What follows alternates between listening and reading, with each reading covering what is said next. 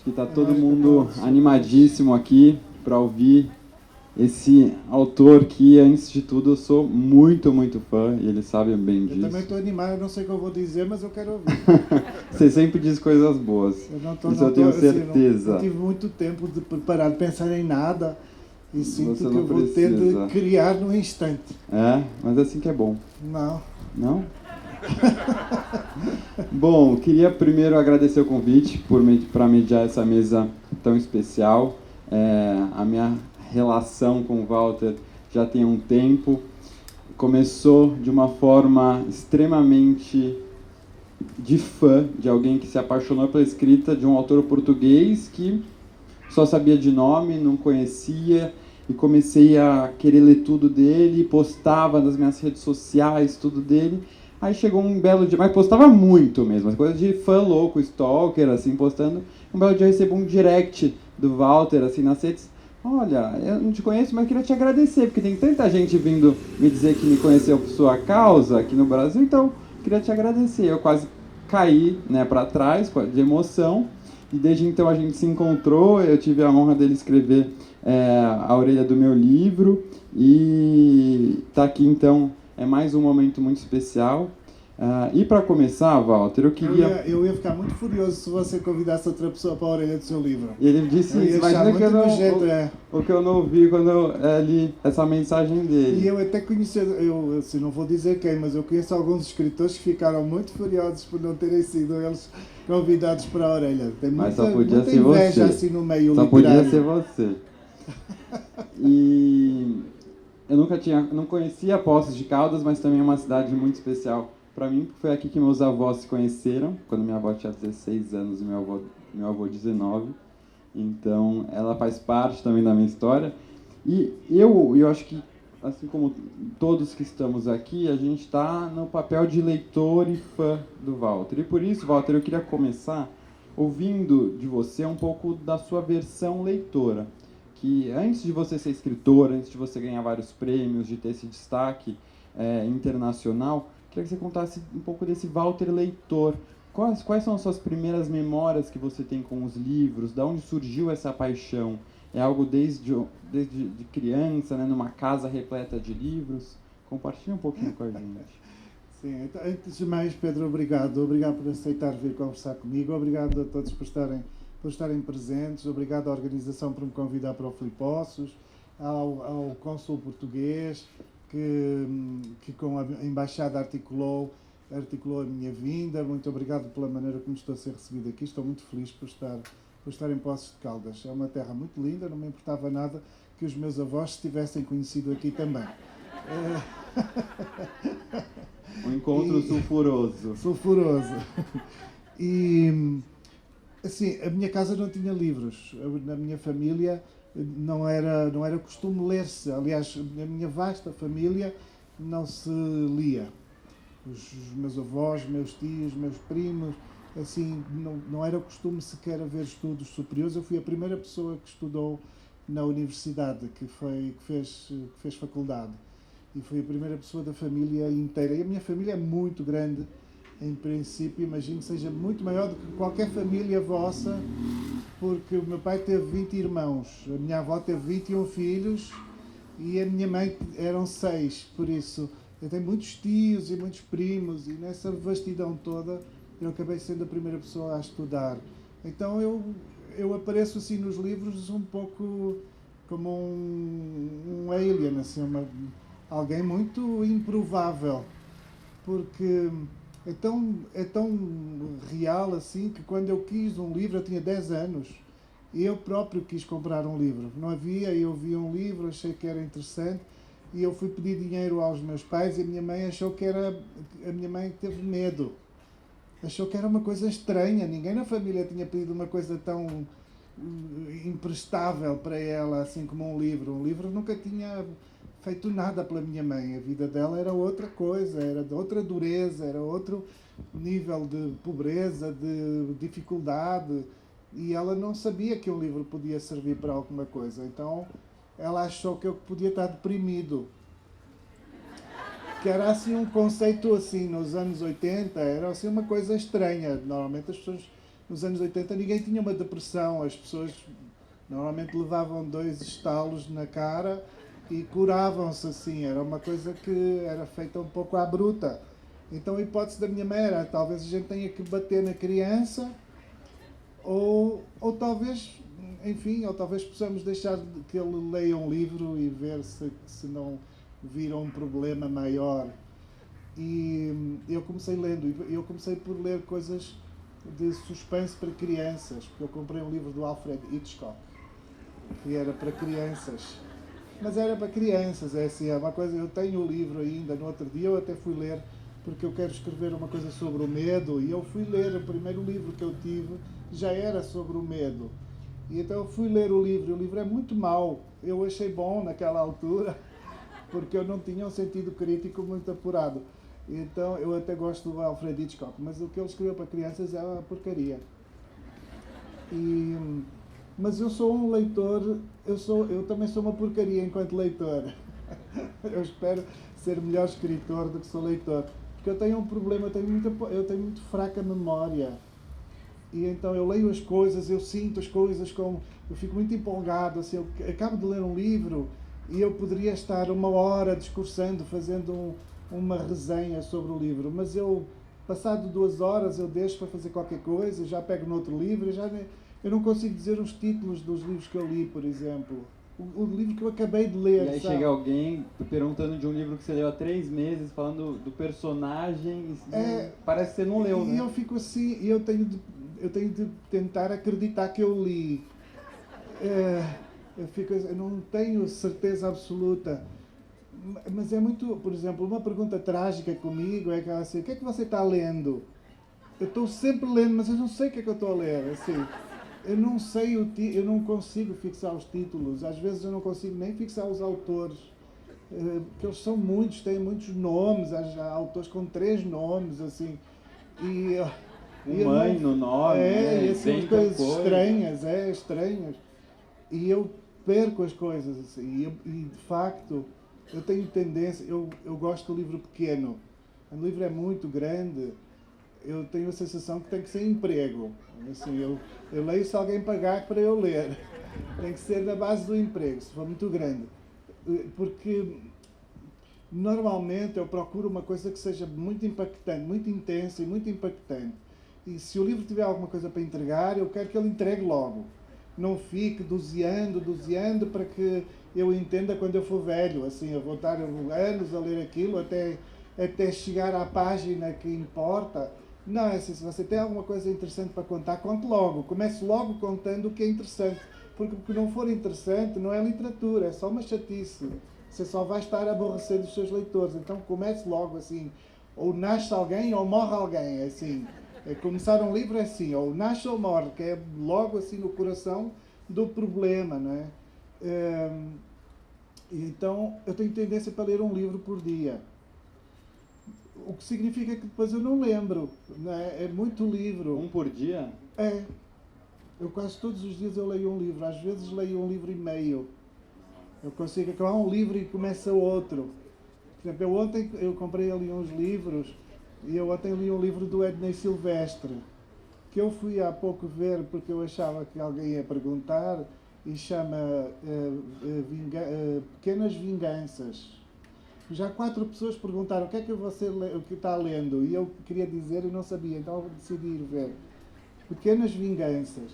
E depois eu li o livro inteiro, assim, não são 150 páginas, não é muito grande.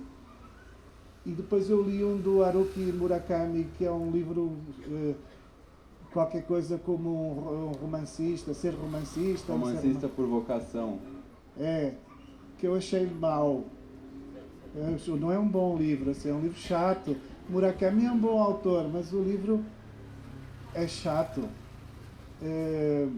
E eu até li assim, mais ou menos esses 2 livros. Mas porque eu estive escrevendo ontem, eu ontem estava a escrever, eu tinha que escrever um texto muito importante para mim, e então eu fiquei trancado. E como eu fiquei trancado, deu para ler. Só que tem isso assim, a minha cabeça é muito burra, eu fixo muito poucas coisas. Então eu sublinho muitas coisas, eu desenho os livros, é tudo uma tentativa de eu criar memória. Às vezes eu até publico no Instagram assim uma página em que eu desenhei qualquer coisa, sublinhei, escrevo umas palavras em grande. Eu agora até tenho uma coisa que eu colo. Eu comprei uns adesivos com o Cristo e quando tem assim uma coisa muito fascinante eu coloco uma aparição. Sabe? Cristo aparece, é assim, isso é uma aparição, é uma coisa brilhante, maravilhosa. E então é muito bom, porque se você folheia assim o livro, você encontra as aparições, assim, aqueles instantes que são divinos, sabe? Que assim, até Deus deu a cara. Tudo é uma maneira de eu tentar lembrar, mas depois eu não lembro, assim. E depois tudo vira tão plástico, uma coisa tão visual, que eu gosto de folhear os livros só para ver os bonequinhos, assim, só para ver, e depois não lembro de reler, assim, de prestar atenção ao que finalmente lá está escrito. Mas eu acho, assim, que a minha inteligência, que é assim uma inteligência muito selvagem, muito indomável, meio intuitiva, eu acho que ela sedimenta qualquer coisa, assim, há qualquer coisa dessa leitura tonta e nessa memória muito, muito pouca. Há qualquer coisa que vai assim sedimentando e que no momento da escrita talvez favoreça.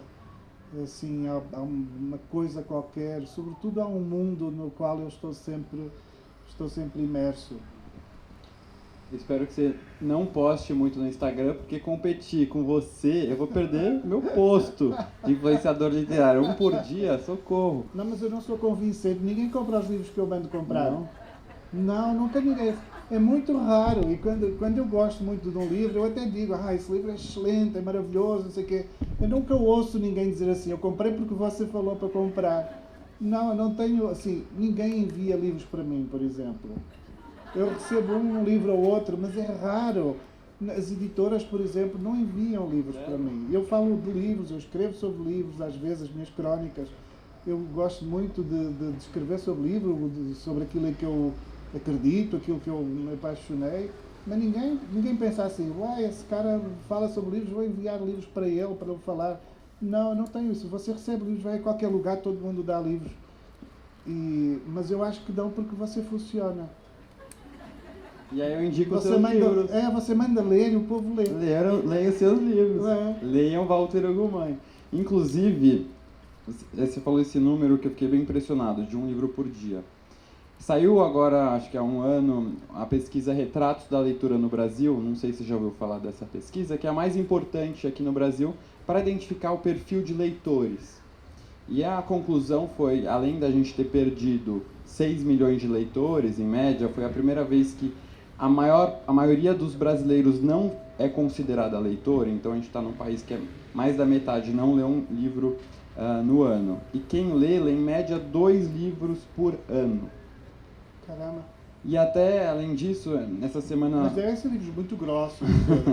Porque o povo tem isso, assim, de editar aquelas sagas imensas. E até eu li vamos pensar assim. E, além disso, essa semana foi o Dia Mundial do Livro comemorado, e eu até fiz um vídeo analisando os 10 livros mais vendidos no Brasil na semana. Os 3, não sei se alguém viu aqui, mas os 3 primeiros eram livros para colorir, aí a gente ignora. E aí começava assim, Mais Esperto que o Diabo, do Napoleon Hill, A Mente Financeira. Não tinha um único livro de literatura, ficção, era da Colin Hoover. E aí eu te pergunto, de alguém que lê tanta diversidade, o que, na sua opinião, alguém que não lê por falta de interesse ou por entender que a literatura é perda de tempo, porque muita gente pensa assim, o que essa pessoa está perdendo? Olha, eu acho que ela está perdendo a si mesma, porque a leitura, o livro, ela é uma ginástica, não é? Uma musculação do pensamento. Então você vai mirrando a cabeça, não tem nem percepção, porque normalmente quem não lê julga que se nutre, não é? Que está nutrida suficientemente com aquilo que cata, assim, um pouco, que vê na rua, ouve na rua, vê na televisão, eventualmente agora no celular, nos vídeos de 5 segundos, e a pessoa fica meio satisfeita com aquilo, mas é a satisfação do consumidor, não é? A gente, quando precisa de consumir qualquer coisa, precisa de comer qualquer coisa, come assim um pudim de leite, fica logo bem. Mas o pudim de leite, por maior graça que tenha, ele não faz uma instrução. Ele não vai mudar a sua cabeça para uma coisa maior, não vai criar uma elasticidade no seu pensamento que faça com que você, depois de comer pudim de leite todos os dias durante um ano, vire um ser humano mais esplendoroso. Vai ser sempre uma coisa boa, é o meu doce favorito, é sempre uma coisa boa, mas ele deixa você no mesmo lugar. E o consumo tendencialmente, o consumo é isso. Você tem aquela sensação, aquela satisfação imediata, mas tendencialmente você vai ficar exatamente no mesmo lugar. Você não vira um ser humano maior, não cresce enquanto pessoa. E o livro é exatamente essa disciplina. O livro, no fundo, é uma escola sempre aberta, é uma escola. E toda a gente entende, se formos alunos, se estivermos numa escola, toda a gente entende que o aluno está ali para se empoderar, não é? É uma palavra que eu acho muito adequada. O aluno está ali para se empoderar, para ganhar armas, para criar estrutura, para fazer uma fundação, não é? Criar a fundação do seu próprio edifício humano. A verdade é que a gente depois sai da escola e pensa que acabou, que a aprendizagem não é mais nada. Então ficamos como que batendo com a cabeça nas paredes à procura de onde são as portas e onde são as janelas. A maior parte das vezes eu creio que no livro está a resposta. Agora, se você quiser, por exemplo, eu creio que há depois no sistema, no mercado, uma coisa que é meio perversa, que é muitos dos livros que até são bons. Primeiro, os bons livros estão muito misturados com os maus livros. E isso é logo um problema. E nós não podemos ser arrogantes e achar que nós sabemos quais são os bons livros e achamos que estes devem ser separados daqueles. Mas esse é um problema. Todos nós sentimos que vamos a uma banca e encontramos o Machado de Assis misturado com as coisas mais absurdas. E, por vezes, mais barato e em edições mais feias. E a gente devia pensar assim, Machado de Assis é tão genial, ele só devia ter edições incríveis, que era para o povo entender que Machado de Assis é o Louis Vuitton. Assim, é o Prada, Gucci. E você compra, assim, eu não sou a favor de livro caro, porque eu sou muito mão de vaca. Eu gosto de livro barato, gosto de comprar muito, eu como muito livro, eu preciso que o livro seja mais barato. Mas eu sinto que a gente precisaria de prestigiar o livro. E muitos livros, eles não são muito legíveis. Você não tem como convencer uma pessoa a querer ler. Alguém que já é reticente, a pessoa não vai querer dar R$150 por uma boa edição. Ela vai querer comprar uma edição de R$20, 25, 22, 17, 11 reais. Só que depois ela também não vai querer ler, porque ela não vai conseguir ler. Porque a letra vai ser tão miudinha, o papel tão de jornal, coisa tão atacadinha, que ela vai pensar, pô, mas isso é que é um livro? É isso assim que o Walter lê todos os dias? Não, porque eu ficaria cego se eu lesse todos os dias um livro assim. Aí ela vai pegar o livro para colorir, que é mais bonito. Então ela vai, no máximo, vai pintar o livro, claro, vai comprar uma coisa para pintar. Então ela não vai entender que negócio é esse, que paixão é que é essa, afinal, de que as pessoas que dizem gostar de livros podem sentir. Quando um livro é aquela coisa que boicota a própria leitura. Então eu acho que isso está acontecendo cada vez mais. Eu em Portugal, vocês aqui ainda têm uma vantagem, as editoras aqui no Brasil ainda estão pegando bons papéis, mais ou menos. Eu ainda consigo desenhar, assim, sublinhar com um marcador vermelho e o marcador fica só do lado que eu sublinhei. Em Portugal, a coisa passa para 3 páginas, porque o papel está tão fino. Assim, eu posso até dizer assim, não devia, mas, por exemplo, eu vim lendo o novo da Isabel Allende e eu tive de sublinhar assim com uma caneta muito fininha, porque qualquer caneta assim mais poderosa, os meus marcadores que eu adoro, os pincéis, aquilo ia assim até a última página. Se eu faço na primeira, aquilo vai à última página. E é Isabel Allende, é uma grande autora, assim, vai vender milhares de exemplares. Então, eu acho que nós precisamos, eu estou cada vez mais interessado em pressionar um pouco o mercado a fornecer qualidade. E a qualidade começa no objeto. A gente tem de ter conforto na leitura. Não pode ser uma coisa que a gente... Eu, com 53 anos, tenha de ler já de lupa. Eu já tenho óculos, já deveria ser suficiente para poder ler. E há edições que são absolutamente assassinas e que eu acho que elas destroem um pouco o gosto da leitura e possibilitam um pouco a leitura. Não sei se era essa a pergunta que você fez, mas eu estou nessa campanha. Eu estou nessa campanha, estou levantando essa bandeira. Eu quero livros com bom papel que eu possa sublinhar numa página só de cada vez. Anotado. É isso. E é bom o da Isabel Allende, o novo? Tá gostando? Eu já li, li num dia. E é bom ou ruim? É bom. É um livro estranho. É um livro... Ela faz um levantamento histórico de um problema militar no Chile, ali no início do século XX, e é muito... eu vou dizer isto, e isto é muito mal educado dizer, mas é um livro com é sobre uma mulher muito forte e parece um livro escrito por um homem em determinadas situações. É um livro sobre guerrilha, sobre cenário de guerra. Parece o interesse clichê dos homens, não é? Que supostamente os homens é que fazem a guerra. Mas esta Emília Del Valle, ela faz-se... Você lembrou o nome. O nome dela é Emília Del Valle, mas eu também li 300 e não sei quantas páginas com ela a dizer que se chama Emília Del Valle. Sim, é que o livro não é pequeno, tem 300 e muitas páginas, coisa que eu acho horrível. Mas ela faz-se uma jornalista num tempo em que não há jornalistas mulheres, em que as mulheres escrevem sobre as festas das flores e sobre culinária. Ela diz, não, eu quero escrever sobre política. E o editor eu vou contar o livro todo, eu não quero saber. Vocês depois, se não quiserem ler, não leem. Vamos ver se vai vender depois. Para ver se você é bom. Não, provavelmente até vai vender, eu não vou contar o fim.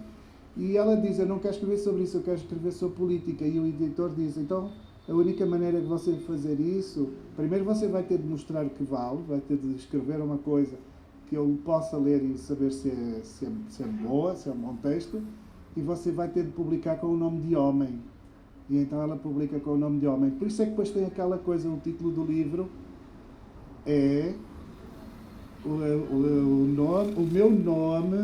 meu nome é Emília Del Valle. O título do livro, o título até nem é bom, mas eu acho um mau título, mas vir é importante porque ele vem de dentro da história, porque ela no fundo ela tem de conquistar o direito de dizer, não, eu não sou esse não sei quantos, o meu nome é Emília Del Valle. Por isso, é um livro feminista, como a Isabel Allende nos habituou, e por isso é um poder das mulheres, mas é curioso que ela vai fazê-lo num cenário profundamente masculino, machista, com todos os vícios do machismo, e isso é muito interessante, porque depois ela sustenta o livro com muitos dados históricos que eu acho que eu não fui averiguar, mas eu acho que devem ser muito rigorosos. Ótimo. Agora vamos falar de livro bom. O Filho de Mil Homens. Que mas para mim... a Allende também já era bom. Né? Então excelente. Mas o Filho de Mil Homens pelo menos tem um título melhor. Nesse livro, que para mim é um dos favoritos da minha vida, você diz o seguinte: ser o que se pode é a felicidade. Pensou nisto a Isaura. Não adianta sonhar com o que é feito apenas de fantasia e querer aspirar ao impossível. A felicidade é a aceitação do que se é e se pode. E eu te pergunto, Walter, você considera que chegou nesse ponto de se aceitar por inteiro, de estar contente com quem você é? Ou você permanece nessa busca por essa felicidade, de se sentir suficiente? Eu não vou dizer que estou contente, porque eu sei que eu falho em muitas coisas. Eu não faço muita coisa que eu devia de fazer, assim, desde logo comer melhor, fazer desporto, mexer. Eu estou cada vez mais gordo e mais feio e cada vez mais encalhado. E isso não é uma coisa boa, assim, eu não aconselho a ninguém assim, olha, vai e encalhe, que você vai ser feliz. Não, não é um conselho que eu dei às pessoas. Eu prefiro que as pessoas desencalhem também. Mas eu acho que cheguei a um ponto da minha vida em que eu aceitei perfeitamente aquilo que me falta, sabe? Assim, aquilo que não deu certo. A gente chega a um ponto que tem que se perdoar, assim, a gente tem que aceitar, não vai ficar a vida. Eu prefiro esse perdão e essa aceitação da minha falha do que ficar traumatizado, assim, eu não quero ser traumatizado de nada, assim, não quero encucar e ficar complexado e achar que sou um bicho anormal. Eu até acho que eu sou mais normal que vocês todos. Eu acho que sou muito normal. E a normalidade vem exatamente desse poder que a gente tem de segurar a nossa vida e dizer assim, olha, está suficiente, está bom, assim, não tem tudo, mas também não falta tudo, não, tá bom, assim, e sobretudo até por respeito aos outros, sabe, assim, essa consciência de que tem gente que está pior, tem gente com muito mais dificuldade, tem gente que deu muito menos sorte, que por mais que merecesse a justiça não lhes aconteceu. Então, não vou ser eu que vou ficar... Eu tenho uma amiga que é uma fadista maravilhosa, portuguesa, a Aldina Duarte. Aldina, o fado, vocês sabem, é uma coisa triste, assim. Então, as pessoas tristes vão todas ouvir a Aldina, porque ela canta aquilo muito triste. Só que a Aldina chegou a um ponto da vida dela, ela encheu o saco da tristeza. Assim, ela gosta da tristeza numa dimensão estética, assim, faz parte do trabalho dela, ela acredita no fado como uma coisa, como uma arte, mas ela não sai do palco e fica, eu vou, não sei o quê, que tristeza do meu país, a saudade e essa coisa toda. E então, mas o povo, muitas das vezes, até por causa da impressão que causa ela cantar, as pessoas procuram muito a Aldina para se compadecerem, para chorarem, assim, para dizer, aconteceu assim, aconteceu assado, eu sofro muito, e as pessoas fazem assim todo mundo faz uma espécie de competição de sofrimento, não é? Eu acho que se alguém começar a contar assim uma tragédia, a outra pessoa vai tentar ter uma tragédia maior. Ninguém gosta de perder na tragédia, não é? Todo mundo quer ser feliz, mas se é para fazer uma competição de tragédia, toda a gente tem uma tragédia maior. E a gente, quanto mais não seja, a gente fala da história da vizinha de cima, que é sempre mais horrível. E a Aldina, ela ensinou-me uma coisa, assim, a Aldina um dia disse assim, olha, com os meus amigos eu pergunto assim, olha, tudo bem, você tem esse problema, e o que é que você está disposto a fazer para ultrapassar esse problema? Se a pessoa não tiver uma resposta e continuar a insistir em contar o problema, ela diz, chega, porque ele não está interessado, a pessoa não está interessada em resolver. A pessoa só está interessada em despejar em cima de você aquela porcaria. E então você vai tentar encontrar ali uma luz, um caminho para uma luz, mas a pessoa não quer sair daquela escuridão. A pessoa está interessada em encher a tua bagagem com aquele lixo. E por isso ela vai cultivar aquela dor, porque ela gosta, porque é um estilo de vida, e o que ela quer é que você cultive também. E então você tem que chegar a um ponto, tem que perceber assim, depois dessa pergunta-chave, olha, e então, o que é que você está disposto a fazer? Se, por exemplo, eu que me lamentei de estar gordo, você está disposto a não comer e a fazer exercício? Não. Então pronto, não tem mais problema. Então acabou, não pode ter nem trauma, não pode ter depressão e não pode ter cara de pau de encher o saco das pessoas com o facto de estar gordo e feio. Você tem que assumir que a sua vida vai ter de ser boa mesmo que esteja gordo e feio. Por isso, eu não sei porque é que eu estou dizendo isso, Pedro. Eu tenho que fazer uma pergunta séria e aí acaba nisso. Eu não sei. Eu já disse, eu tenho problema de memória. Eu não lembro nem o que você pergunta. E eu acho que eu parto daí. Eu não sei se chego lá. Chegou lá.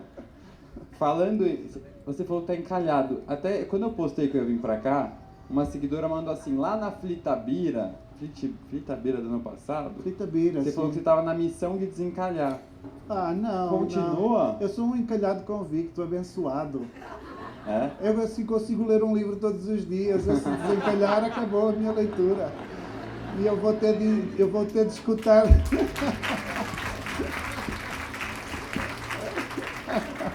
Eu vou ter de escutar a conversa de alguém. Eu quero ver alguém ter qualidade para substituir o meu Dostoiévski, o meu Tolstói. Quem vai competir com o Tolstói, não é? O livro que eu li ontem do Ednei Silvestre era brilhante, era um livro excelente. Sim, estou para ver alguém que me convença de falar para mim assim ao nível do Ednei Silvestre. Não tem. Não, estou bem assim, eu estou até muito bem no que diz respeito ao sossego. Mas é curioso, porque eu acho que toda a minha vida eu lutei pelo sossego, sabe? Assim, a ideia de estar sossegado é uma coisa que me é muito, muito, muito importante. Porque eu acho que sempre, assim, a minha família era muito aflita, minha mãe é muito aflita, a minha mãe, qualquer coisa boa ela assusta. Ela não precisa nem de coisas más para ter medo, ela tem medo de coisas boas. Tudo, qualquer coisa que acontece, ela assusta. Ela primeiro assusta e depois vai ver o que é. Assim, ganhei a lotaria, que horror! E depois assim, não, é dinheiro, é bom, vamos ficar milionários. Ai, que bom! Mas depois pensa logo, se ganhasse a lotaria, pensa logo, ai, toda a gente vai querer roubar, assaltar, matar. Que mau, que horror! Não, mas então vai fugir, que bom! Pronto, ela tem a capacidade de encontrar todas as coisas más, mesmo nas coisas boas, que também é um toque fadista muito português, é estar sempre triste mesmo diante da alegria. E também não sei porque é que estou dizendo isso. A sua pergunta qual era? Era do encalhado, mas já entendemos. Do encalhado, então estou bem, eu estou ia falar pra gente ir pra balada hoje, eu também estou encalhado, a gente vai pra balada. Não, mas você faz ginástica, Pedro, me poupe. Você podia ser meu filho. Não, você tem todas as condições e eu acho que sim, vai e multiplique-se. Eu vou ler um livro que eu comprei há pouco, é bem pequenino, eu acho que ainda vou ler hoje. Ainda vou ler antes de dormir, eu vou conseguir lê-lo. E falando nesse tema do amor e do outro, hoje eu li O Paraíso São os Outros, que você escreveu, que é muito lindo, bem curtinho, mas que tem uma relação com a desumanização. Uhum. E na desumanização você escreve que o inferno não são os outros, eles são o paraíso. E que um homem sozinho é apenas um animal. E ainda que não estamos falando só do outro no relacionamento amoroso, eu queria te perguntar para você, quem são esses seus paraísos pessoais, né? Esses outros que o fizeram ser quem você é? Desde logo a minha mãe. A minha mãe é muito importante para mim, assim, muito fundamental para mim, porque a minha mãe fui eu que eduquei, não foi ela assim que me educou a mim. É preciso, a gente tem que entender que as famílias, elas trocam de lugar, as pessoas não desempenham sempre os mesmos papéis ou os papéis pressupostos. E a minha mãe é uma pessoa muito querida, que sofreu muito, teve uma vida muito difícil, perdeu um filho bebê e tudo isso, esteve na guerra em Angola e acompanhando meu pai, fugiram à guerra ou escaparam à guerra com alguma dificuldade e com memórias muito traumáticas. A minha mãe de vez em quando ainda lembra coisas que ela recalcou, que surgem assim no meio de um filme. Ela acha que viu qualquer coisa. A gente às vezes até tem dúvida se ela lembra mesmo ou se é alguma coisa que já vem, um certo fantasma que já vem do medo, não sei. Mas a minha mãe estudou apenas 3 anos. E o meu pai tinha estudado apenas 4 anos. O meu pai já morreu há 25 anos. E por isso, como eu dizia, não havia livros assim em casa. As coisas não eram o nosso universo, assim, um universo profundamente informado, formado. Não, havia assim umas coisas que eram muito ternas, que era de profunda ternura, mas era muito ignorante, assim, uma coisa com alguma ignorância, com alguma dificuldade. E a minha mãe transformou-se numa pessoa muito, primeiro, porque ela intuitivamente, sem muita ilustração, ela conseguiu cuidar dos 4 filhos e conseguiu levar os 4 filhos a adultos e estamos todos bem, e quem quis estudar conseguiu estudar e quem não quis, não quis. Mas eu julgo que a minha mãe, de alguma forma, nos salvou a todos, salvou os filhos. E um pouco até contra o meu pai, que o meu pai era bom homem, mas ele era completamente chalado, era muito doido. Era às vezes meio inconsequente, às vezes ele não sabia muito bem. Não, enfim, é um pouco burro, assim, em algumas coisas. O meu pai foi um pouco burro. E a minha mãe, sem, assim, um pouco como alguém que não vê, ela encontrou o caminho das pedras para segurar sempre. E foi sempre a prioridade dela.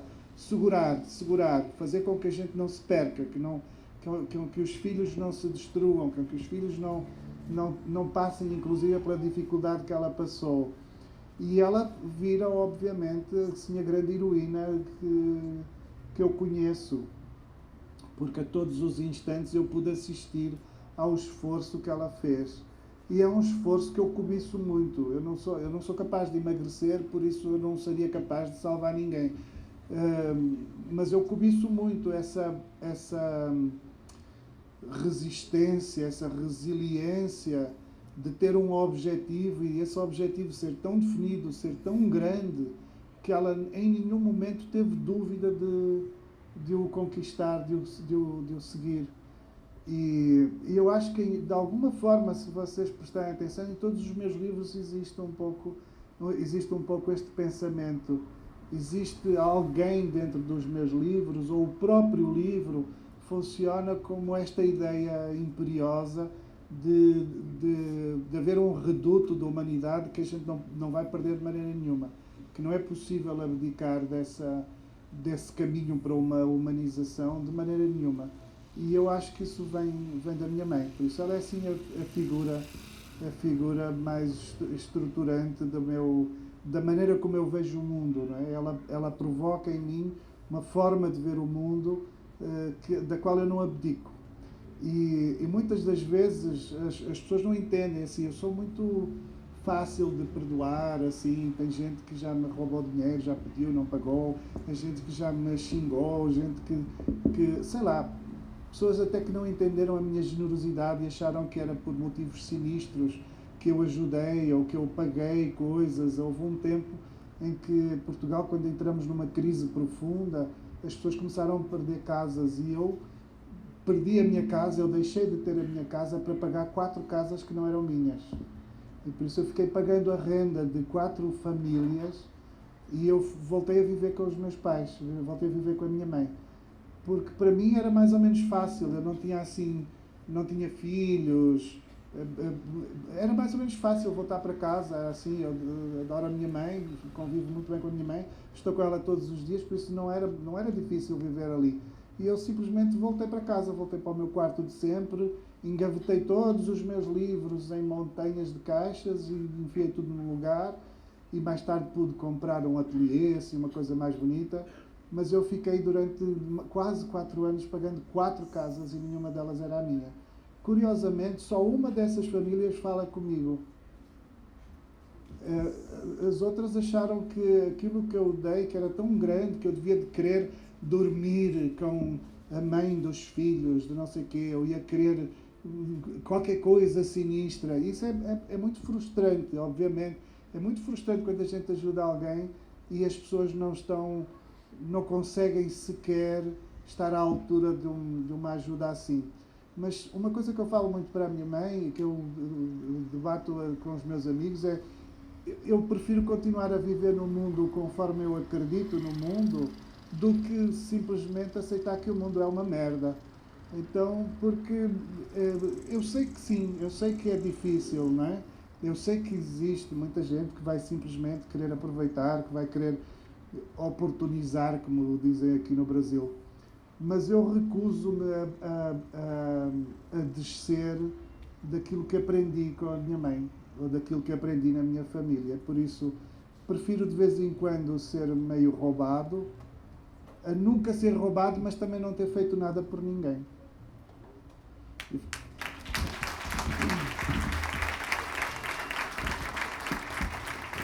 Falando na sua mãe e no conceito de mãe em geral, no seu último romance, Deus na Escuridão, você escreveu, acho que um dos inícios de capítulos mais lindos que eu já li, que é o seguinte, vou ler só um trechinho aqui.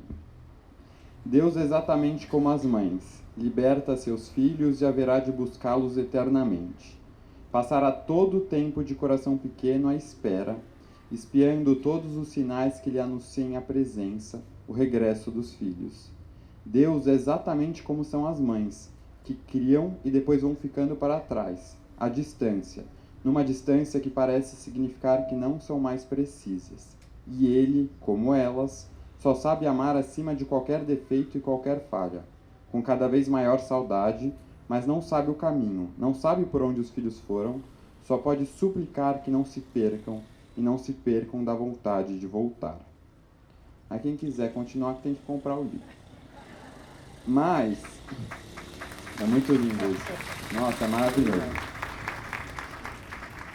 E nesse seu livro, que é muito lindo como um todo, você fala muito da questão de relação entre irmãos, que é muito lindo, mas tem o tema da fé também, da espiritualidade. E eu queria saber como é que é esse tema para você, como é que você lida com esse tema, né? Porque aqui você se aproxima Deus, né, a uma figura que está aqui no nosso entorno, da questão maternal. Como é essa relação para você? Assim, eu sou um pouco baralhado, assim. Eu acho que acredito e depois esqueço que acredito. É o que acontece com tudo na minha vida. Eu esqueço muito, assim, eu não consigo ficar muito convicto. Eu tenho a sensação, há tempos eu dizia a uma amiga, se eu não pensar sobre o assunto, eu acredito. Se eu pensar sobre o assunto, eu deixo de acreditar. É uma coisa que intuitivamente está inscrita em mim. Eu não consigo fazer nada contra isso, não é? É mais forte do que eu. Talvez tenha sido a maneira como eu fui criado, mas depois há assim uns sinais. Eu sempre tive a sensação de assistir a uns sinais, assim, umas coisas que não têm muita explicação. Nem gosto muito das pessoas muito científicas que explicam tudo. Quem explica tudo normalmente falha em alguma coisa. Eu acho que há coisas que não têm muita explicação e eu aceito perfeitamente que alguma coisa nos escape. Mas se eu racionalizar demasiado sobre a questão, eu acho uma bobagem, assim, não faz sentido haver nada assim, porque isso é tudo tão... Quer dizer, eu acho que se eu fosse Deus, eu teria inventado uma humanidade muito mais perfeita. E eu, que até estou encalhado, se eu consigo inventar uma humanidade mais perfeita, como é que Deus, que é Deus... Mas Deus também é um pouco encalhado, não é? Porque não há Deus, agora pensando nisso, pelo encalhe não é critério. Não, mas é um pouco frustrante, não é? Porque há pessoas que são tão injustiçadas na existência, fica muito difícil a gente negociar a presença de um Deus, não é? A existência de um Deus é muito difícil.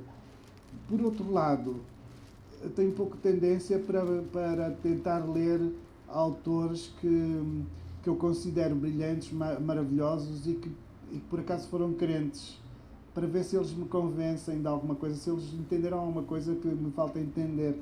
Por exemplo, A Confissão do Tolstói é um livro incrível em que o Tolstói, no fim de vida, tenta confessar que foi um estafermo, uma pessoa horrorosa em tantas situações, e ele procura usar a sua própria vida para um pouco se desculpar com as pessoas que ele ama. Mas, na verdade, o que ele quer mesmo com esse livro é fazer com que Deus exista. É estabelecer um critério para provar que Deus existe. Eu nem lembro o que é que ele diz sobre Deus existir, sabe? Assim, essa ideia.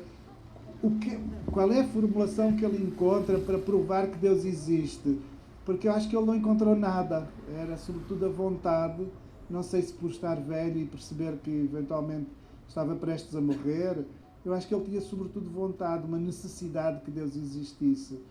Mas ele depois acaba por morrer numa estação de trem, acho eu. Ele morre sentado num banco, completamente abandonado, e depois de uns dias tendo saído de casa. O Tolstói morre assim numa espécie de abandono e de miséria, não é? Ele que era um homem muito milionário, muito rico e muito prestigiado na sociedade russa. E eu acho lindo a maneira como ele morreu. Triste, mas eu acho assim, para um grande escritor, era uma bela maneira de morrer. Eu não quero morrer assim de uma merda burguesa. Eu também quero, assim, quando eu tiver de morrer, eu quero morrer uma coisa aparatosa, assim, ao nível da tragédia grega. Assim, uma coisa que seja só essa morte, já seja uma história para alguém contar, não é? Morreu num hospital privado, ligado a uma máquina que custa 1 milhão de euros, rodeado de amor, a sua família, os seus leitores lá fora todos assinando. Não, se vocês souberem que eu estou morrendo, não vão. Que é para ser triste, que é para a morte ser horrível. Se vocês estiverem todos lá com flores e assim com livros e não sei o quê, vai parecer uma festa, assim, as pessoas vão saber que afinal havia gente que gostava de mim. Não, tem que ser na hora da morte, tem que dar a sensação de que a morte é uma porcaria, assim, uma coisa que é muito má. Também não foi isso que você perguntou.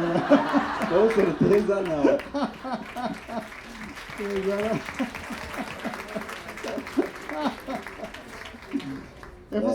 Você faz umas perguntas muito estranhas, porque eu dou umas respostas impressionantes que eu não... Mas é isso, eu quero tirar de você esse seu lado. Nunca me ocorreu, assim. Que horror. Deve ser o clima, assim, aí como é que é o sulfuroso. Assim. Ele é um escritor sulfuroso. Essa coisa sulfurosa que entra na cabeça, é do banho, eu estou tomando demasiado banho. Alguém disse que era termal, que a gente toma banho aqui, é tudo termal. Seguindo aqui, você já escreve há bastante tempo, publicou muitos livros, começou escrevendo mais poesia. Sim. Se você pudesse dar uma dica, ou se você encontrasse o seu eu de 20, 30 anos atrás, e aí pensando em pessoas que têm vontade de escrever ou que são escritores novos, que você falaria, assim, que orientação você daria para esse seu eu do passado, em relação à escrita, em relação ao trabalho que você produz? Eu acho que eu ia odiar a minha pessoa, eu ia achar que eu era muito burro, ignorante, não sabia nada, não tinha lido nada, tinha lido umas coisas, achava, qualquer coisa que eu lesse, eu achava que já tinha lido tudo, assim. Sobretudo que tinha lido aquilo que iluminaria o mundo. E muitas das vezes, uma das coisas que a gente tem com o tempo é a percepção de que os livros também passam por modas. Há autores que são muito interessantes num determinado instante e depois não amadurecem, até nem publicam mais, desaparecem. A gente ficou dando importância a coisas que foram só ali naquele instante. E eu tinha assim muito isso assim, mas eu acho que é da juventude. A juventude é petulante, não é? A juventude esbanja, tem muito tempo, tem assim uma infinidade à sua frente, esbanjam tudo, deitam tudo fora, são capazes de desprezar. E depois a gente começa a envelhecer e pensa, a gente toma as decisões mais ponderadas. Então, se eu encontrasse, eu acho que eu não conseguiria nunca convencer o Walter menino de nada, porque o Walter menino era muito focado e eu achava que tinha de passar por determinados caminhos e eu passei. Mas eu talvez lhe dissesse que ele já podia estar sossegado. O sonho que ele tinha de sossego, no fundo o sossego está muito nas nossas mãos. É só a gente verdadeiramente criar um ritmo, não é? Entrar num ritmo, disciplinar um pouco a cabeça, parar, focar no essencial, não criar desperdício. Eu era muito desperdiçado, porque eu queria tudo ao mesmo tempo, assim. Eu era muito da noite, dos shows, de deitar às 5 da manhã, de querer ser punk. Eu fui muito punk, eu adorava continuar a ser punk, mas eu não tenho físico para ser punk. Eu seria muito ridículo agora, assim, com umas correias e não sei o quê. Eu adoro. Todos os meus amigos que ainda são punks têm de ser magros, assim. Tem um porte para ser punk, não é? Senão vira assim uma coisa que não tem jeito. Vai parecer o Gregor Samsa. E então, eu acho assim, eu diria que ele já podia... A maior parte das nossas aspirações, elas estão muito nas nossas mãos. Nós é que não acreditamos nisso, a gente não acredita nisso. Sabe, eu às vezes cito isto porque é uma coisa que eu li há muitos anos e que me parece a verdade mais plana. É que na hora da morte toda a gente lamenta a mesma coisa. O não ter amado mais as pessoas que ama, o não ter deixado que as pessoas que ama saibam inequivocamente que as ama. E não importa se a pessoa foi bem-sucedida, mal-sucedida, rica, pobre, muito magra ou muito gorda, não importa se viu muito mundo ou se viu pouco mundo. Na hora da morte toda a gente lamenta exatamente o mesmo. Porque no fundo toda a gente tem a mesmíssima angústia, que é a dúvida de saber se as pessoas que ama estão conscientes disso ou não. Se amou o suficiente. E isso a gente devia de aprender assim na escola, não é? Devia de aprender logo, não devia precisar de chegar assim mais tarde, quando algumas pessoas inclusive desapareceram. Há coisas muito que eu pasmo muito em relação à minha vida. Por exemplo, quando o meu pai morreu, eu teria 28 anos. E foi tudo um drama. O meu pai esteve doente 7 anos, talvez, por isso ele ficou doente. Eu ainda estava na universidade, era bastante novo, ele adoeceu com câncer e tudo isso.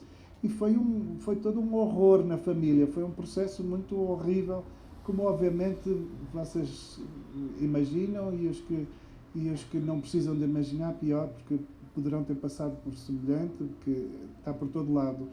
Mas subitamente o meu pai morre e a gente, quando está nesses processos, as coisas são muito próximas, a gente não pensa em determinadas coisas. E mais tarde alguém dizia, eu escrevi A Máquina de Fazer Espanhóis um pouco por causa da morte do meu pai, escrevo uns anos depois, no início era impossível escrever, e depois alguém diz assim, você não tem uma fotografia sua com o seu pai que nós possamos usar, ou que a gente possa mostrar? As pessoas talvez gostassem de ver assim, e eu entendi que eu não tenho nenhuma fotografia, eu e o meu pai.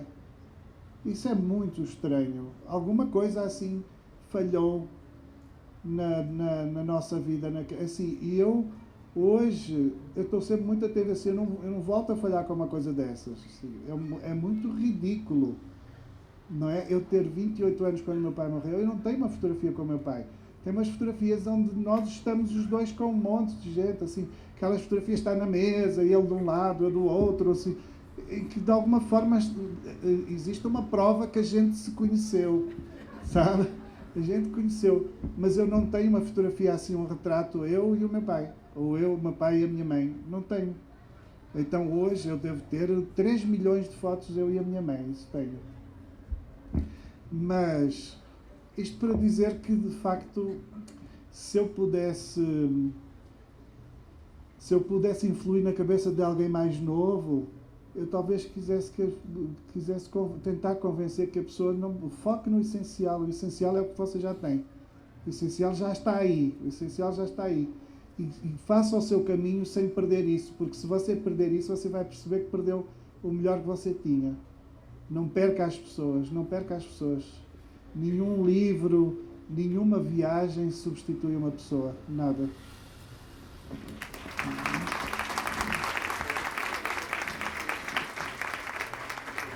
Eu vou terminar aqui o ping-pong e a gente já vai. Se pudesse tomar um café com qualquer autor ou autora, vivo ou morto, se pudesse até ressuscitar alguém para esse café, Uai. Quem seria? Ai, só uma pessoa? Só. Isso é muito difícil. Olha, eu vou dizer a Adélia Prado, porque eu já tentei várias vezes. Eu não consegui. Eu nunca vi a Adélia Prado. E eu já pedi assim umas vezes. E ela está sempre doente. Quando eu peço, ela está sempre doente. Porque eu fretaria assim um carro, arranjaria uma condução para me levar a Divinópolis. E eu até já disse assim, Adélia, eu só levo uma flor. Você abre a porta, eu dou a flor. Tira uma foto. Eu disse, eu não tiro foto, eu não peço autógrafo, eu só entrego a flor na sua mão. E se você quiser, não digo nem boa tarde, nem bom dia, não abro a boca. Mas eu só olho na sua cara e venho embora. E ela, estou doente. Então, eu odeio todas as doenças, mas sobretudo as doenças da Adélia Prado, eu odeio muito. Porque eu nunca consegui ver a Adélia Prado. Eu gosto muito dela. Um livro que você gostaria de ter escrito? Para além dos da Adélia Prado, eu gostaria de ter escrito aquele poema dela, que ela diz que tem mulheres, eu nunca sei citar nada, não lembro nada, que ela diz que tem gente que diz que não deve ser assim, mas eu gosto de preparar o peixe quando o meu marido chega à casa. É tão bonito, tão bonito, tão bonito. Eu adoraria, eu não sei cozinhar, mas eu adoraria cozinhar só para poder escrever esse poema. E eu gostaria de ter escrito o livro do Desassossego do Fernando Pessoa, que eu adoro, mas também gostaria muito do Alquimista do Machado de Assis. Eu acho que o Alquimista é puro século XXI. O Machado de Assis tem uma coisa inacreditável, é que ele de facto, o alienista, o Alquimista é do Paulo Coelho. Eu não fiquei sem tempo, eu falei, não vou corrigir aqui. Vai ser em português de Portugal. Vendo? Mas é isso que eu faço, assim, eu não lembro nada, eu troco assim as coisas. Não estava esperando essa resposta. Não, Alquimista é uma coisa do Paulo Coelho. Não é isso, eu não quero escrever o Alquimista.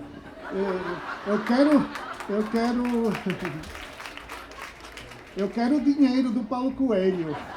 E sabe quantos livros, quantos o Alquimista foram vendidos? Não sei, não. Chuta. Milhões, assim? Mais de 150 milhões. Uau! Quem é um dos livros mais vendidos do mundo. Então é a minha resposta. Eu gostava de ter escrito O Alquimista. Pensando melhor, eu acho que resolveria todos os meus problemas. Até o encalhado desaparecia. Até isso desaparecia. Você ia ser o Sugar Daddy. Eu ia ser o Sugar Daddy. Eu ia sugar montes de gente. Eu ia ter montes de dinheiro para sugar. Não, mas o Alienista, eu acho que de facto o Alienista é século XXI, é incrível. Maravilhoso. Um livro que você indica para todo mundo? A Metamorfose do Kafka. Eu até às vezes até já nem indico mais, porque eu acho que é tão... Já tanta gente me ouviu a indicar, mas eu acho que quem não leu tem de ler. Por quê? Porque eu acho que, ao contrário do que a maior parte das pessoas discutem, o Gregor Samsa não é sobre o absurdo de alguém que vira acima barata, não é uma coisa sci-fi. Não, a metamorfose é um desafio ao amor, à capacidade de amar. Para mim, a pergunta que está ali colocada é: que capacidade é que você tem de amar uma pessoa que você deixou de entender? É isso que está em causa no Samsa e na família. O Samsa deixa de ser entendido. E ele não consegue nem explicar, ele não tem nem linguagem para se explicar à família. E ele continua a amar os pais e continua a amar a irmã. E a irmã ainda continua durante um tempo cuidando dele, mas depois a família desiste dele, porque aos olhos da família ele está transformado num monstro. E eu acho que essa é a grande lição da metamorfose. Até que ponto é que nós estamos abandonando alguém porque deixamos de entender? Eu ia perguntar o livro que você está lendo agora, mas você já respondeu, ou não vai lembrar. Qual que é o próximo leitura, você sabe? A próxima? Não, eu vou ler esse agora antes de dormir. É pequenino. Ah, é maravilhoso. A Viagem Inútil. Camila Sousa Vilhada. Ela é maravilhosa. É pequenino, eu adoro livros assim. Você já leu o Parque das Irmãs Magníficas dela? Sim, ela é muito boa. É sensacional. É muito boa. E eu não sabia, eu não conhecia esse livro porque ela em Portugal ela não está muito publicada uma mulher lá. Trans maravilhosa. E isto é esquisito assim, trans escrita, mas eu gosto de coisas esquisitas. Ela é uma mulher trans, ela conta da relação com os pais, da relação com a escrita. Então pequenino, eu tenho esperança de ler isto hoje. Muito bem. Uma comida. Pudim de leite, vale? Pudim de leite, vale. Eu hoje meti fiz aí um suborno no hotel para no café da manhã me conseguir, porque não servem pudim de leite no café da manhã, mas eu sei que eles fazem para servir no almoço. E eu então subornei assim uns funcionários e deu certo. Uma viagem inesquecível. Irão. Vocês dizem Irã, não é?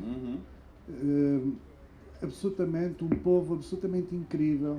Eu sempre falo nisto, é preciso distinguir os regimes dos povos. Tem muita gente que diz assim: como é que você viajou para lá quando tem esse governo, esse regime? Vocês nunca confundam o regime com o povo. E os iranianos estão desesperados para ver aquele regime cair. E então eles ficam tão gratos que alguém tenha a coragem de fazer turismo no país.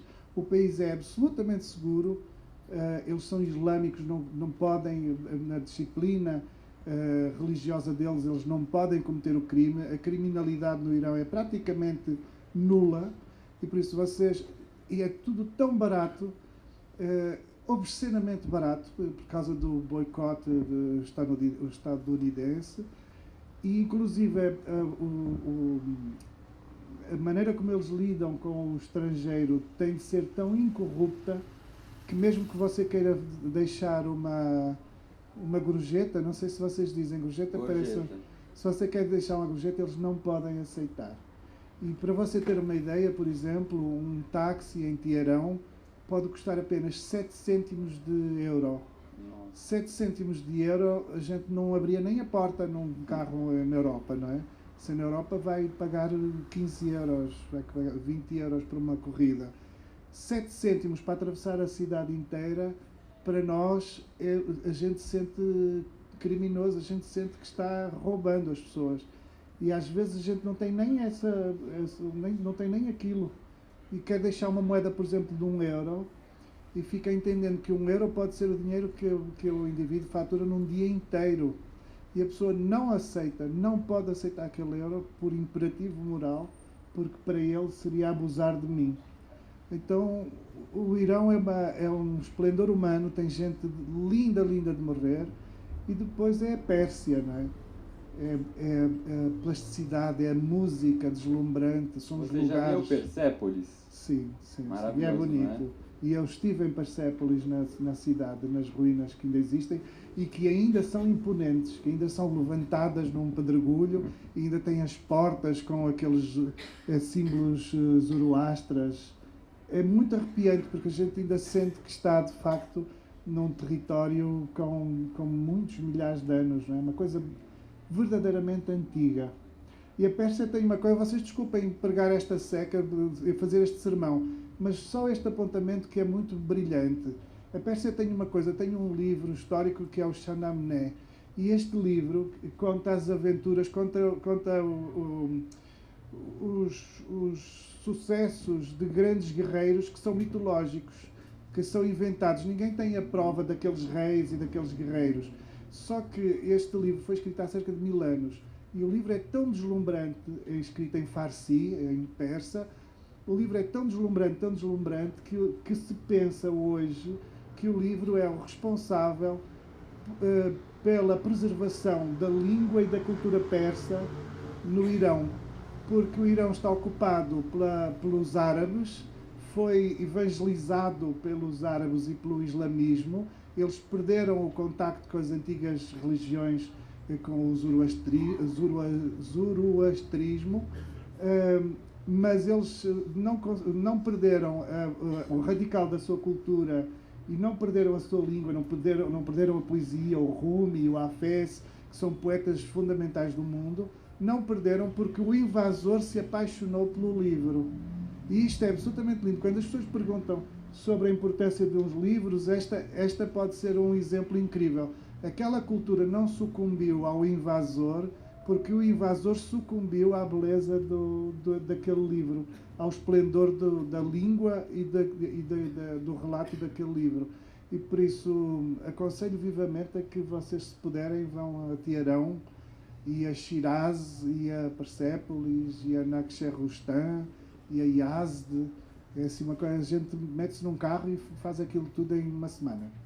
E para quem não puder, eu deixo uma dica mais fácil: leiam Persépolis, que é maravilhoso, uma história em quadrinhos.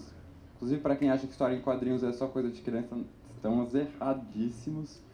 E ele vai falar de toda a revolução fundamentalista, né, do contraste. Na década de 50, o Irã era um país totalmente com liberdade, né? Você vê programas de televisão. As mulheres de biquíni. Exato, tudo. de biquíni. Então, em 79 muda tudo. Aliás, eu posso dizer uma coisa, eu fiz alguns amigos, e quando eu entrava na casa das pessoas, as mulheres tiram o véu, a gente dentro de casa, elas, mesmo diante dos desconhecidos, digamos assim, elas não ficam com o cabelo tapado. Mas as moças novas, elas cumprimentam assim. E as senhoras mais velhas, elas dão beijos e abraços. porque elas têm memória do tempo de antes de 1979. Então elas sabem que assim, cumprimentar um homem com 2 beijos não é uma coisa assim. Mas as moças novas, elas estão tão disciplinadas, elas já cresceram naquele clima. Elas já cresceram dentro do regime, então elas são levadas a ter um comportamento muito mais conservador. E isso é muito triste, não é? A gente ver os jovens como se fossem velhos e os velhos com vontade de pôr o biquíni. Um filme ou uma série? Eu não sou muito de séries. As séries são muito grossas como os livros. Eu gosto mais de filmes. Talvez o Cavalo de Turim, do Belatar. É um filme assim, que eu digo isso assim às pessoas, as pessoas quando vão ver não gostam. Acham chato. Porque é um filme que não acontece quase nada. É fotográfico. É assim, uma paisagem muito lunar, debaixo de uma intempérie contínua. É muito desolador, muito triste, é de uma tristeza absolutamente insuportável. E eu acho lindo. E uma música ou um artista? Olha, a música que eu mais ouço na minha vida desde há muitos anos é uma área cantada pela Cecilia Bartoli, Sposa son disprezzata. É uma coisa que originalmente foi composta por um italiano chamado Giacomelli. E no mundo barroco, era na época barroca, no mundo barroco, muitas das vezes quando você compunha uma ópera, uma opereta, e tinha uma personagem vilã, o compositor, em vez de compor uma canção original para ela, usava uma canção roubada, assim, fazia uma versão, que era uma maneira de dizer, essa personagem como não merece, eu não vou criar uma obra para ela, eu vou roubar a obra de alguém e eu vou fazer uma versão. E a Sposa son disprezzata é uma versão que o Vivaldi faz a partir de uma canção do Giacomelli. E a Cecilia Bartoli a cantar a Sposa son disprezzata, para mim, é a coisa mais linda que existe no mundo sonoro musical. Bom, vamos passar a pergunta para o público. Quem quiser fazer pergunta para o Paulo Coelho, pode fazer. Tem gente ali, ela levantou, acho que foi a primeira que eu vi. Oi. Olá. Oi. É maravilhoso ter vocês aqui. Obrigada pelas palavras, Walter arrasou. Obrigado. Pedro tem um podcast que chama E os Namoradinhos. Tenho. É só história maluca, né? É só história maluca de família. O seu podcast não era sobre Tenho livros? 2. Ah! O que você foi é sobre o livro, mas eu posso te levar nos de história maluca. Então, eu ia comentar isso, porque ele tem 20 tios de cada lado. É verdade, eu pensei nisso na hora. É? Casos de família. Eu recebo casos de família com a Camila Mas a Prender, que é minha família amiga. é a família mais escangalhada que existe. É o que a gente gosta. Não tem competição, eu ganho. Eu queria que você contasse alguma história curiosa da tua família e que comentasse sobre o quanto a ficção é influenciada por casos de família e vice-versa. Se tiver algum livro para citar sobre isso também seria legal. Obrigada. Sim, a minha família influencia, não no sentido em que eu conte o que aconteceu o que acontece com as minhas tias. Normalmente as minhas tias, os meus tios, os homens não dão grandes livros. A gente inventa histórias sobre homens porque a gente imagina. Mas as mulheres vivem aventuras muito mais... Sobretudo as mulheres têm discursos muito mais relevantes. Elas estão mais... Pelo menos as minhas tias, a minha mãe, elas levantam uma crise discursiva muito maior. Os meus tios, eles simplesmente... Eu quase sempre os via jogar cartas. E jogos de tabuleiro, xadrez e coisas assim, damas. Então não são discursivos. Eu até acredito que eles sintam qualquer coisa, que tenham emoções. Não sei se os meus tios têm emoções. Eu acho que as emoções não dão nas famílias todas. Há famílias que têm emoções, há famílias que não têm. A minha família, as emoções eu acho que dão às mulheres. Os homens jogam cartas. E por isso, eu acho que a minha tendência para contar histórias e para escrever histórias vem de ter ouvido as mulheres da minha família falar. E por isso talvez é que muita gente sinta algum pendor feminino nos meus livros. Às vezes até gosto de usar a voz de uma mulher, como fiz na Desumanização. E eu, na altura, quando escrevi a Desumanização, toda a gente perguntava, foi difícil? Assim, não, nem dei conta, assim. Era só colocar as palavras, acabarem em A e era uma mulher a falar. Não tem esse atrito, porque eu acho que, de facto, cresci rodeado de conversas de mulher. E na minha cabeça a literatura é muito feminina. A passagem do testemunho é muito feminino. A gente tem tendência para achar que os homens fazem essa passagem de testemunho, mas os homens são sumários. Os homens dizem, meu filho, não esqueça, eu vou dizer para você uma coisa, não sei o quê, e diz uma frase e depois a gente escreve um livro inteiro porque o nosso avô, o nosso pai nos disse uma só frase. Mas as nossas mães disseram-nos chorrilhos e chorrilhos e chorrilhos de frases. E normalmente, como elas estruturam tudo na nossa vida, normalmente a gente não tem uma frase para dizer assim, olha, foi isso. Não, porque não foi isso, foi tudo. A mãe disse tudo. O pai às vezes só disse uma coisa qualquer. Claro que a gente vai lembrar. Se ele só disse uma coisa, a gente vai lembrar. A gente não só lembra, como fica tão impactado que escreve um livro sobre o pai. Não é? Também já não sei o que é que ela perguntou. Eu vou te ajudar. Ela também pediu dicas de livros, alguns que você recomenda sobre relações familiares. Eu tenho uma dica boa. Qual? Inclusive de uma autora que acho que deveria ser muito mais lida aqui no Brasil, que é Lígia Fagundes Telles. E ela não é muito lida aqui? Não tanto quanto deveria, Uau. sabia? A Ciranda de Pedra. É um dos livros mais lindos que existem a partir de uma perspectiva de uma menina, né? Então isso vê as mulheres, né? Falando sobre uma família bem caótica e...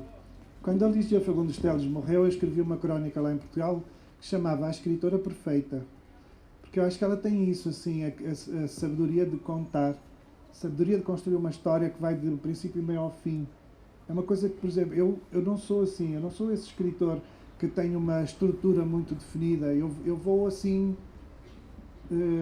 procurando, eu procuro o livro, até acabar o livro eu estou procurando. E eu não sei bem o que é que eu vou encontrar. E a Lígia, ela tem um sentido de completude. Então eu acho que ela tem, de facto, livros que são muito perfeitos. Pedro, Walter, aqui ó, por gentileza. Não sei. À sua esquerda. Eu ouço assim uma voz. Aí ali.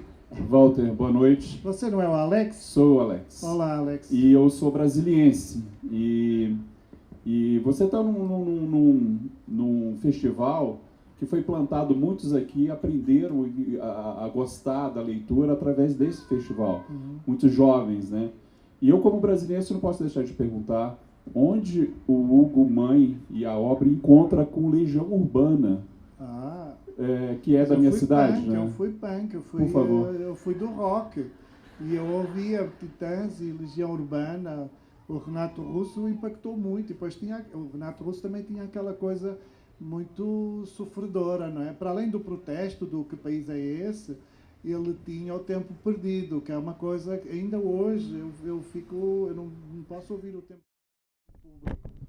Tem qualquer coisa assim de uma nostalgia, de uma perda de alguma coisa que é muito dura.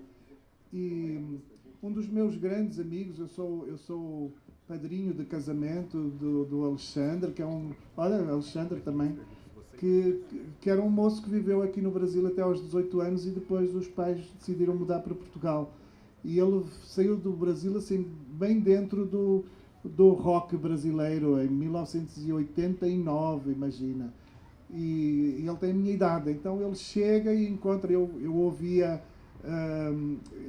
eu estava assim entrando no The Cure, eu tinha gostado muito da Madonna, mas eu estava assim passando do pop infantil e estava entrando no The Cure, nas Siouxsie and the Banshees e coisas assim, Joy Division, e ele traz o rock brasileiro e eu passo a conhecer os Paralamas, o Ira e a Marisa Monte quando estreia logo ali, e depois o percurso a solo do Arnaldo Antunes, tudo isso entra no meu mundo, influi muito. Porque nós tínhamos um rock assim em Portugal, havia um rock, mas eu acho que a crise em Portugal era uma crise muito boba comparada com a brasileira. E então a força da expressão brasileira era muito mais violenta, era muito mais urgente. Você escutando Titãs, ou Você Tem Fome de Quê? Quando você lê as letras dos Titãs dos 3 primeiros álbuns, você sente que eles estão vindo de uma realidade que não era a nossa. A nossa realidade era sobretudo triste, a realidade aqui era sobretudo violenta, era sobretudo esganada, era preciso mesmo abrir um caminho. E nós estávamos sobretudo chorando, assim, lamentando.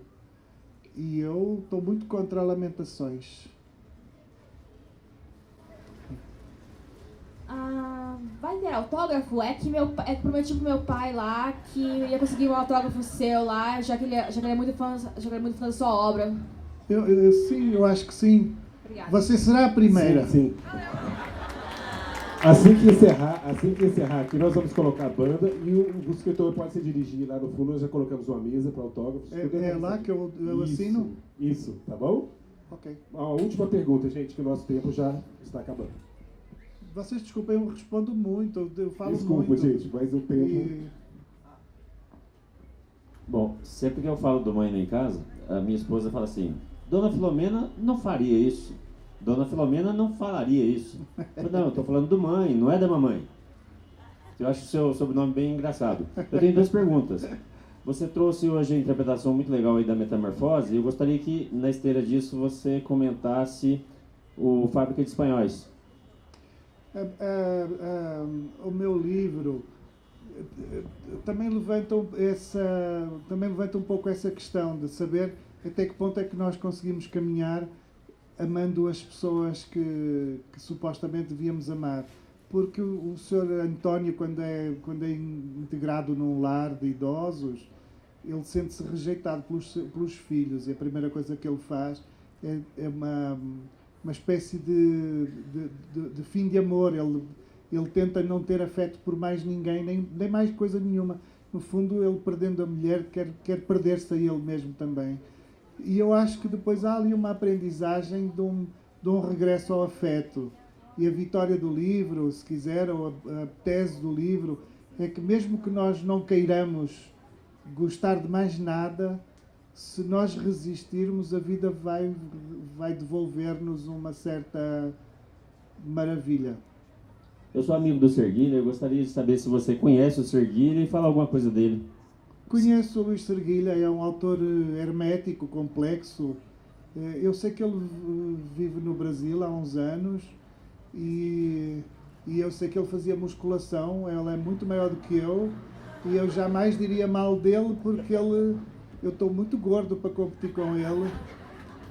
Mas eu lembro dele, sim. Era um autor interessante, mas bem complexo, assim. Eu não sei se eu entendo. Gente, então vamos encerrar. Uma salva de palmas do Walter Júnior. Muito obrigado. E ele vai, se vocês adquirirem o livro, nós vamos fazer uma fila de autógrafos e podem conversar mais um pouquinho com ele. E fiquem um segundo que ele vai tirar uma selfie com vocês. Isso. Obrigado. Muito obrigado pela presença de todos.